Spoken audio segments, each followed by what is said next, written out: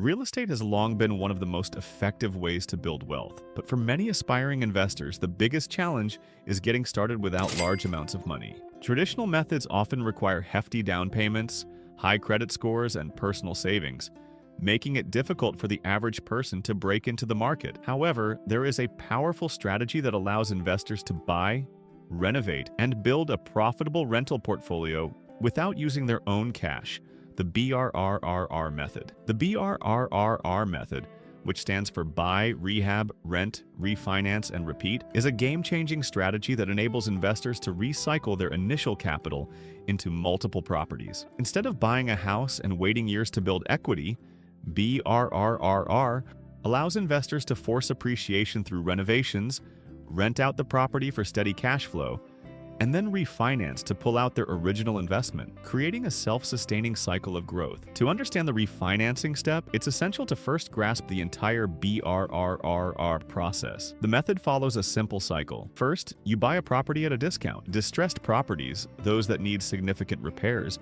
are usually sold below market value. Instead of using your own money, you borrow funds from private lenders, hard money lenders, or investors who provide the capital for both purchasing and rehabbing the property. Next, you rehab the property. Renovating increases its market value. The goal is to make the home livable and attractive to potential tenants while keeping renovation costs within a budget. Using the same borrowed money for repairs keeps your own cash untouched. Once rehab is complete, you rent the property out. Finding good tenants ensures the property generates income, which is key when approaching a bank for refinancing. Banks want to see that the property is making money and can support loan payments.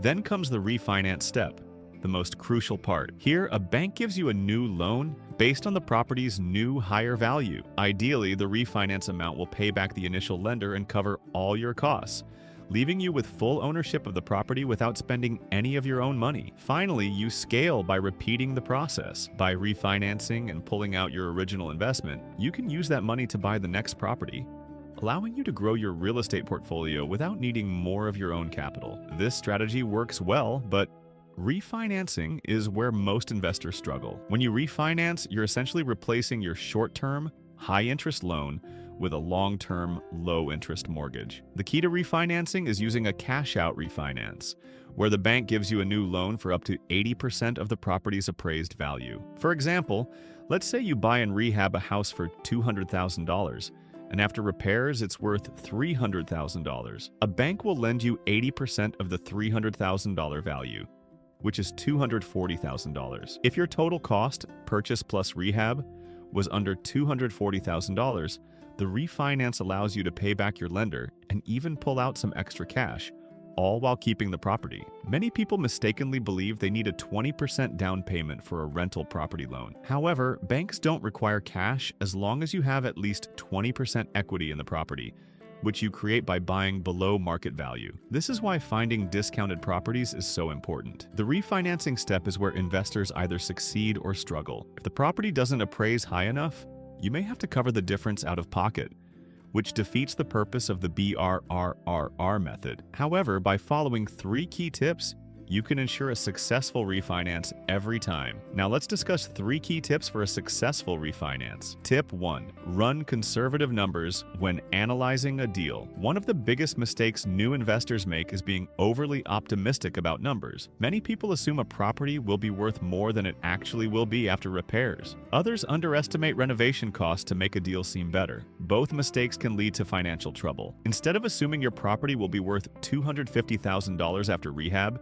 be conservative and estimate $230,000 or $240,000. Similarly, if you think the rehab will cost $40,000, assume it will cost $50,000. By giving yourself a financial buffer, you reduce the risk of getting stuck with a property that doesn't refinance for enough money. Emotions often cloud judgment, especially for new investors. People fall in love with a deal and try to force the numbers to work. Real estate investing should be based on math, not emotions. Running conservative numbers protects you from unexpected surprises. Tip 2. Work with small local banks, not big national banks. When refinancing, the type of bank you choose matters. Large banks like Bank of America, Wells Fargo, and Chase primarily focus on standard residential mortgages. They sell loans on the secondary market to organizations like Fannie Mae and Freddie Mac, meaning they have strict guidelines and aren't flexible with investors. Instead, small local banks and credit unions are the best lenders for BRRRR deals. These banks keep loans in-house rather than selling them,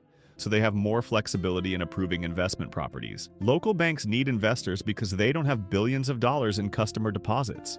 They also understand the local market better than big national banks. This makes them more willing to approve cash-out refinances on rental properties, even if your personal financial situation isn't perfect. Tip 3. Meet the appraiser in person and provide supporting documents.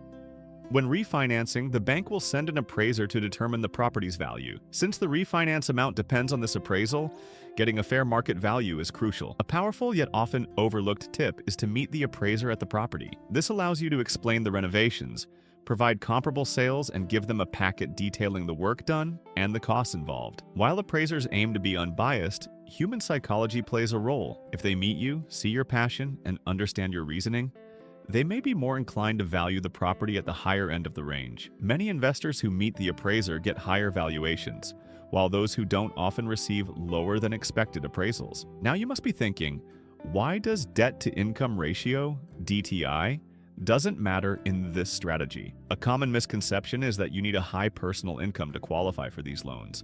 However, investment property loans aren't based on your personal income, but rather the property's income. Banks look at debt service coverage ratio, DSCR, instead of DTI. This means they care about whether the property's rental income is enough to cover the mortgage payments. If the property makes enough money, your personal income becomes less relevant. This is why many investors, even those with millions in debt, can still qualify for more loans. As long as the property cash flows well, banks will continue lending. The BRRRR method is one of the most powerful strategies for building wealth in real estate, but the refinance step is where many investors struggle. By running conservative numbers, working with small banks, and meeting the appraiser in person, you can maximize your refinance amount and ensure a smooth process. With the right approach, you can build a massive rental portfolio without using your own money. If you found this video helpful, do me a favor. Hit that like button so more people can see this and learn how to invest in real estate the smart way. Also, make sure to subscribe to the channel and turn on notifications so you don't miss any future videos where I break down real-life BRRRR deals, financing strategies, and tips for scaling your real estate business. And if you're serious about taking your real estate investing to the next level, but need guidance tailored to your situation, I've got something for you. Head over to my website in the description box below and book a one-on-one consultation with me. Whether you're just getting started or looking to refine your strategy, I can help you build a roadmap to success without making the costly mistakes that most beginners do. Thanks for watching, and I'll see you in the next one.